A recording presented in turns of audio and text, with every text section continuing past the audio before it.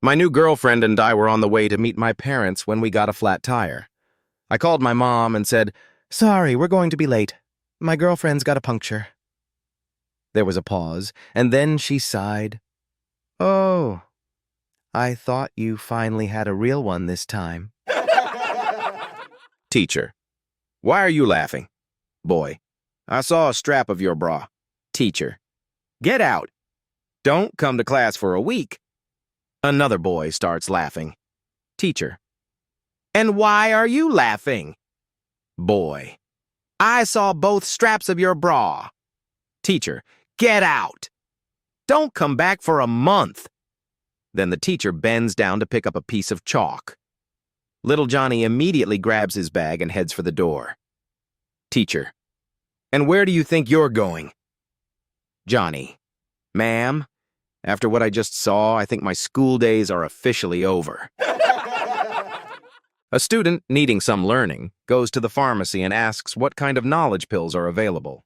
The pharmacist says, "Here's a pill for English literature." The student takes the pill and swallows it and has new knowledge about English literature. "What else do you have?" asks the student. "Well, I have pills for art history, biology, and world history," replies the pharmacist. The student asks for these and swallows them and has new knowledge about those subjects. Then the student asks, "Do you have a pill for math?" The pharmacist says, "Wait just a moment," goes back to the storeroom, brings back a whopper of a pill, and plonks it on the counter. "I have to take that huge pill for math?" inquires the student. The pharmacist replies, "Well, you know math always was a little hard to swallow." Little Johnny's dad is cooking venison on the BBQ. His sister says, "Daddy, that smells amazing. What kind of meat is that?" Dad: "Here's a bit. Try it." "Here is a clue. It is something Mummy calls me every day." Johnny: "OMG Sally, spit it out. It's an ass." A burglar broke into a house late one night. He clicked on his flashlight and started rummaging around for valuables. Suddenly, out of the dark, a voice said, "Jesus knows you're here." The burglar nearly had a heart attack. He switched off the flashlight and froze. Silence. After a few minutes, he shook it off and kept searching. Then he heard it again. "Jesus is watching you." Now completely freaked out, he swung the flashlight beam around the room until it landed on a parrot sitting in a cage in the corner. "You said that," the burglar hissed. "Yep," the parrot replied. "Just giving you a heads up, he's watching." The burglar exhaled in relief. "Warn me? And who exactly are you supposed to be?" "Moses," said the bird. "Moses?" The burglar burst out laughing. "Who on earth names their parrot Moses?" The parrot tilted his head and answered calmly, "The same people who name their Rottweiler Jesus."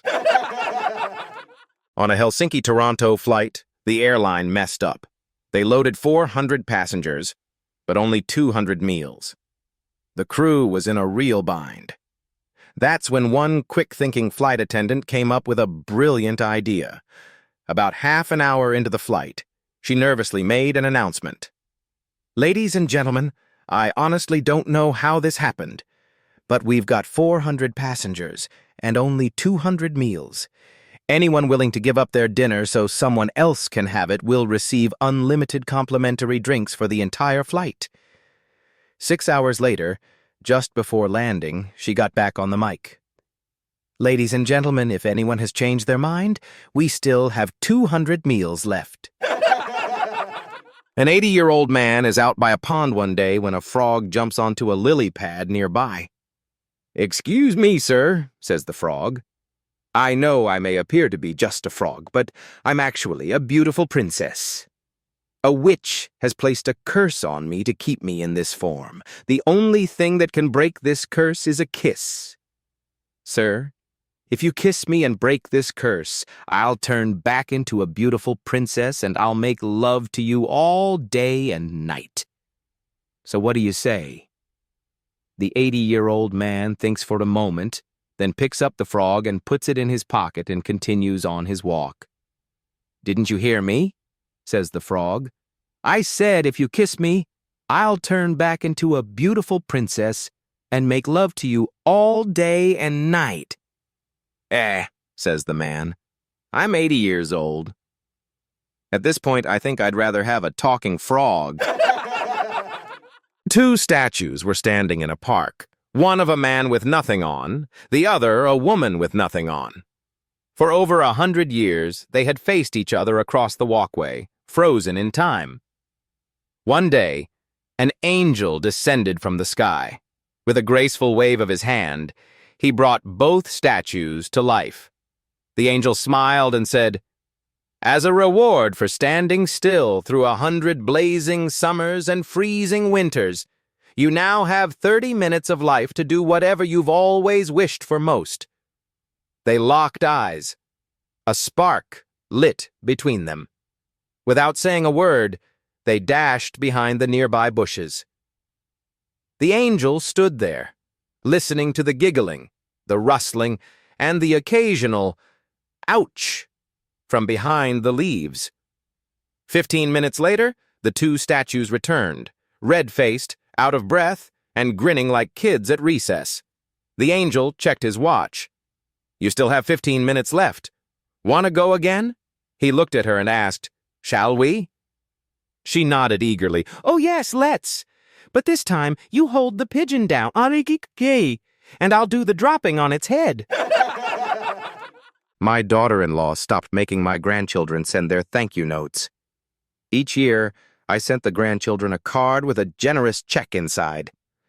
I always received a lovely thank you note.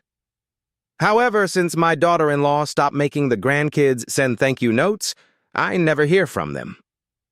Milda said, "My daughter-in-law never made the grandchildren send thank you notes."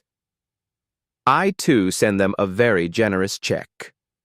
However, for the past several years, I hear from them within a week after they receive it.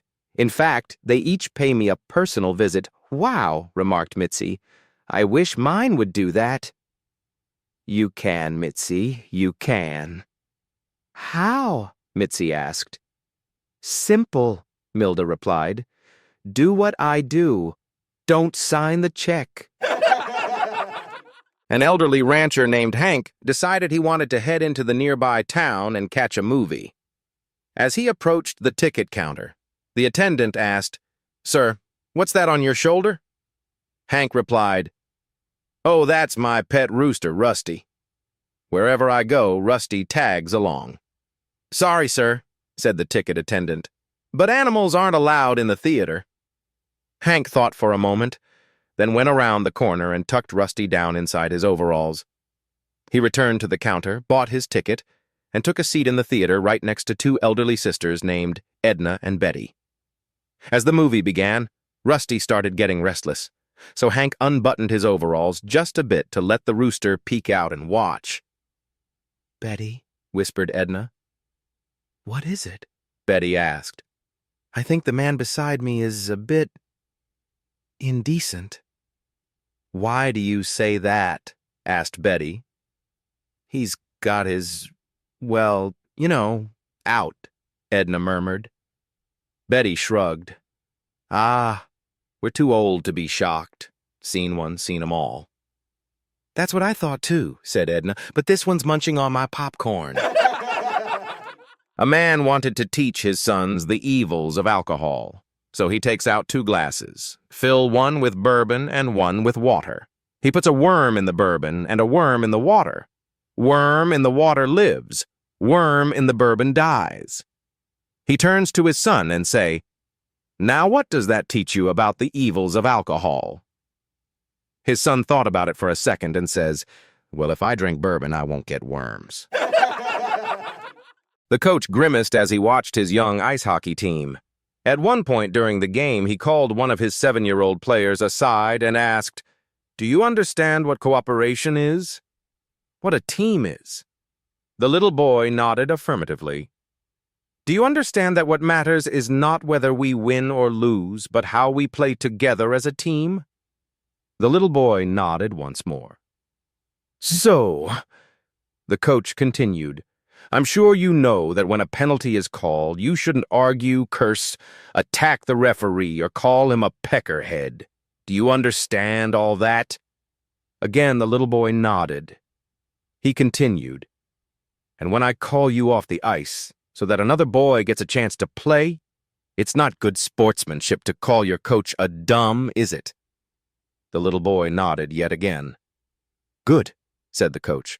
"Now go over there and explain all that to your mother."